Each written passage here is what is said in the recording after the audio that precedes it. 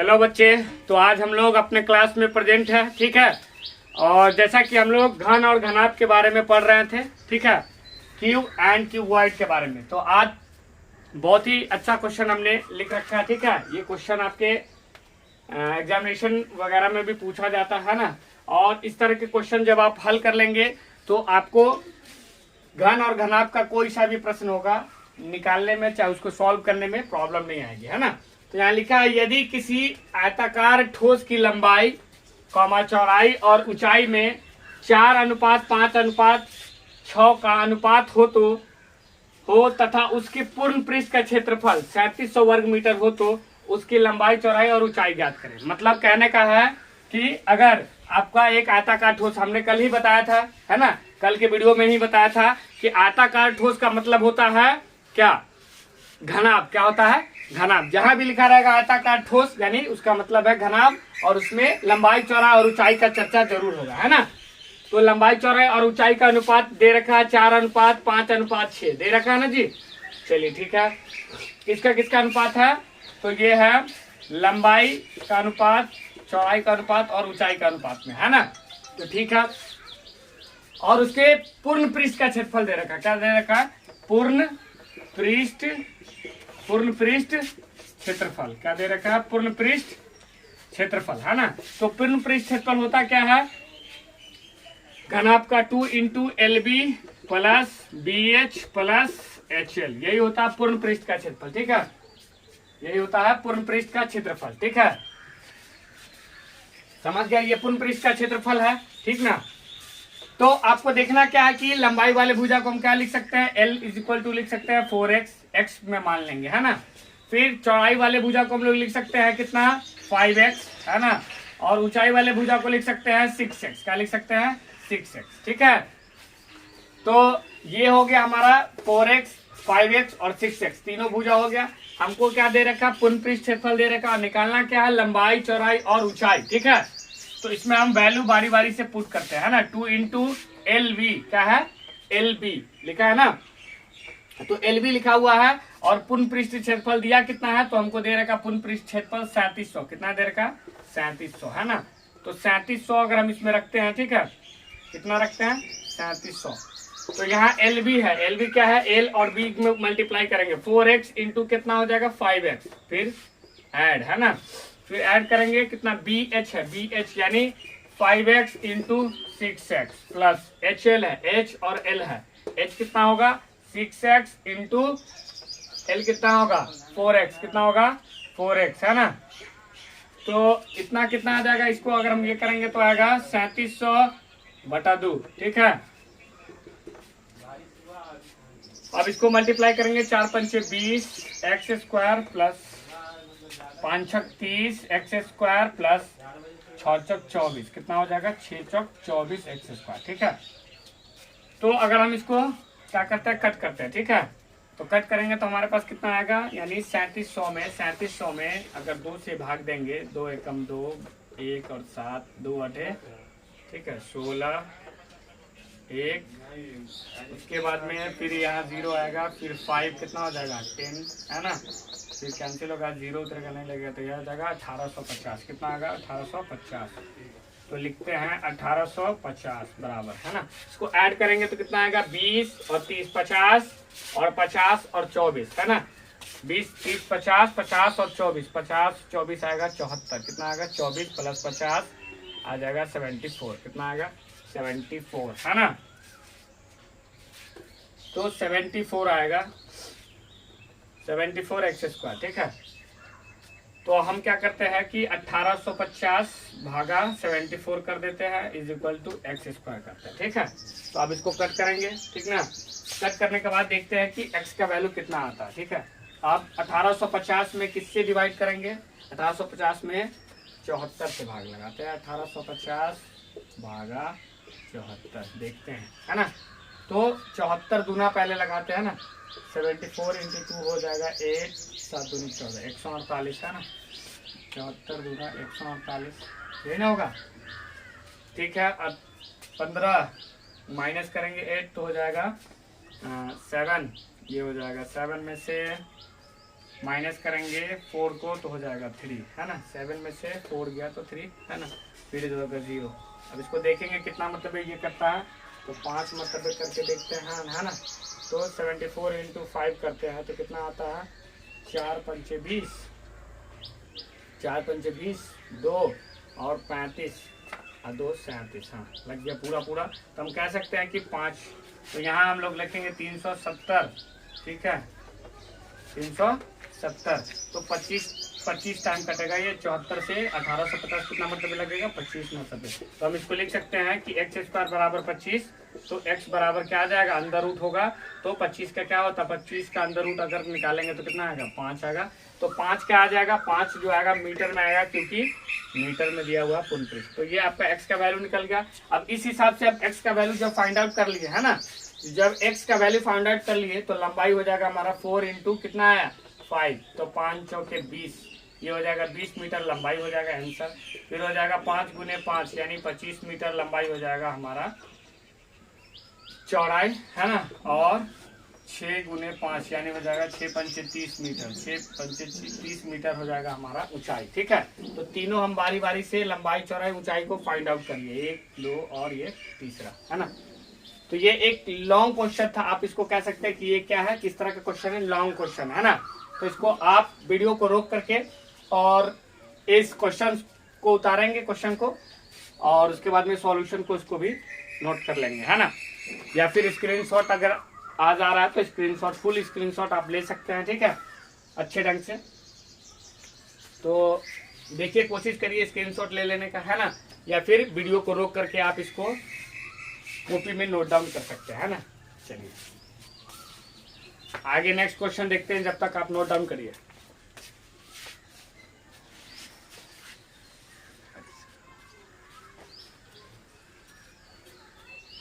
Note down करिए जल्दी से बच्चे।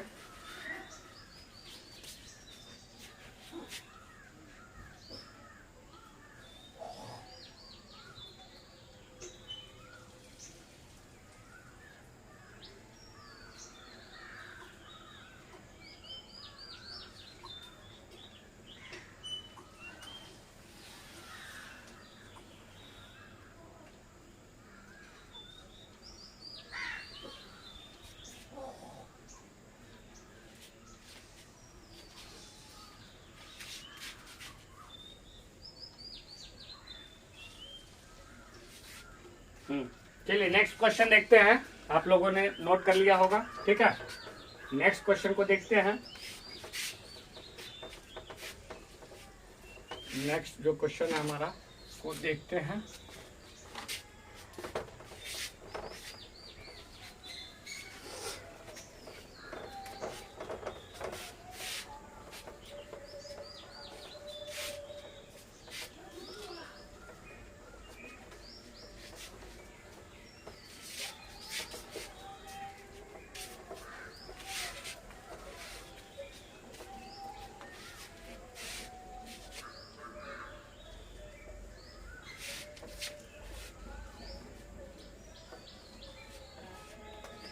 चलिए अगला जो हमारा क्वेश्चन है, क्वेश्चन नंबर 2 है ना।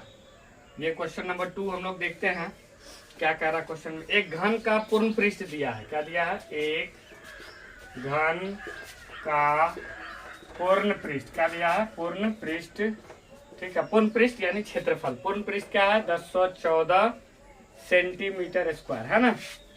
तो उसका आयतन ज्ञात करें, तो उसका आयतन ज्ञात करें, क्या निकालना है, तो उसका आयतन, तो उसका आयतन बताए, क्या बताना है, तो उसका आयतन ज्ञात कीजिए या बताइए, है ना।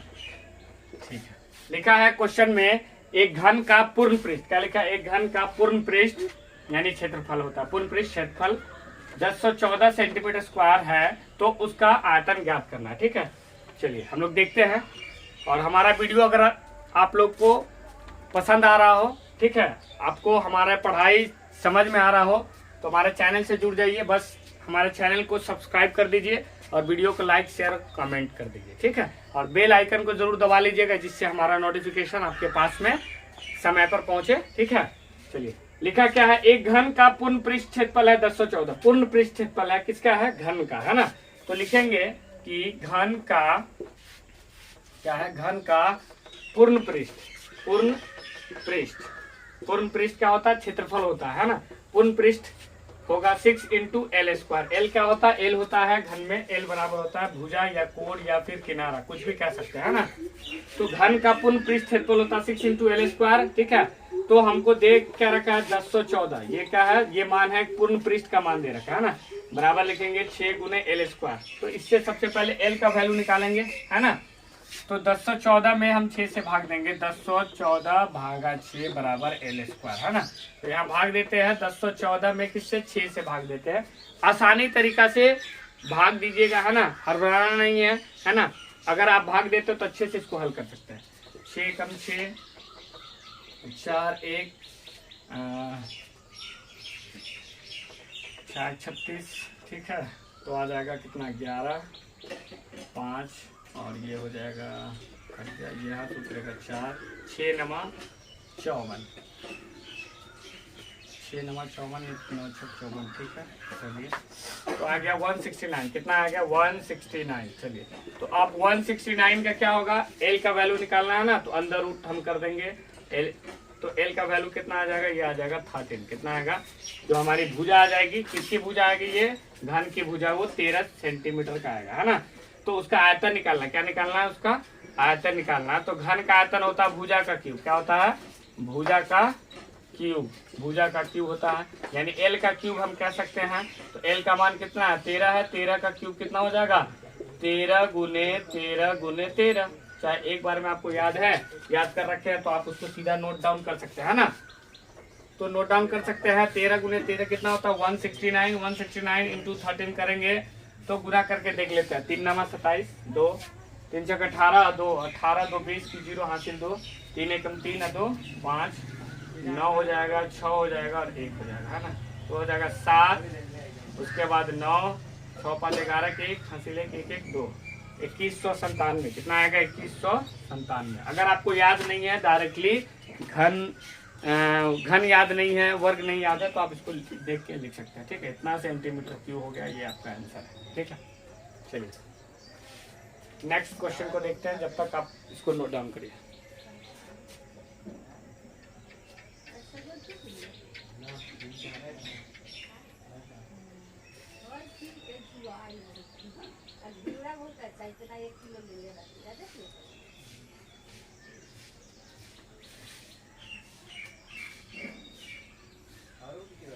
एक और क्वेश्चन देख लेते हैं। चलिए इसको आप लोग नोट कर लिए ना। नेक्स्ट क्वेश्चन देखते हैं, वीडियो को रोक करके आप इसको नोट डाउन कर सकते हैं, ठीक है। चलिए अगला क्वेश्चन देखते हैं। नेक्स्ट जो हमारा क्वेश्चन है आज का, एक क्वेश्चन है, क्वेश्चन नंबर थर्ड में क्या लिखा है कि एक कमरे की लंबाई, एक कमरे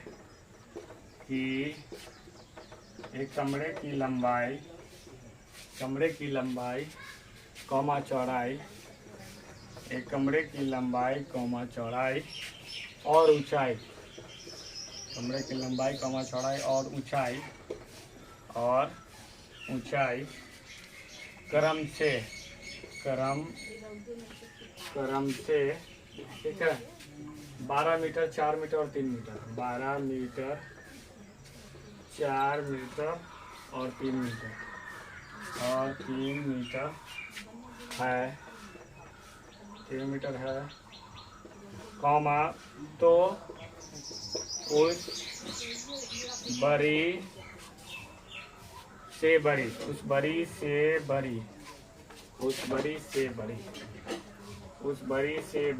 ठीक है। कुछ इसको मिटा देते हैं, ठीक है।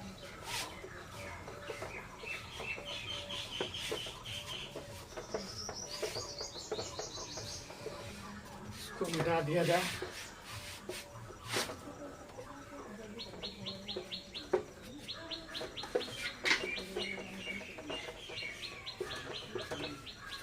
उस बड़ी से बड़ी, ठीक है, क्षण की लंबाई, उस बड़ी से बड़ी क्षण की लंबाई, ठीक है, कितनी होगी जो उस कमरे में रखी जा सकती है, की लंबाई कितनी होगी, क्या लिखा है, कितनी होगी जो उस कमरे में रखी जा सकती है, कमरे में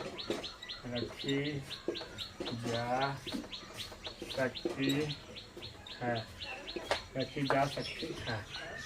क्वेश्चन क्या कर रहा है, एक कमरे की लंबाई, चौड़ाई और ऊंचाई क्रम से 12 मीटर, 4 मीटर और 3 मीटर है, तो उस बड़ी से बड़ी छड़ की लंबाई कितनी होगी जो उस कमरे में रखी जा सकती है ना।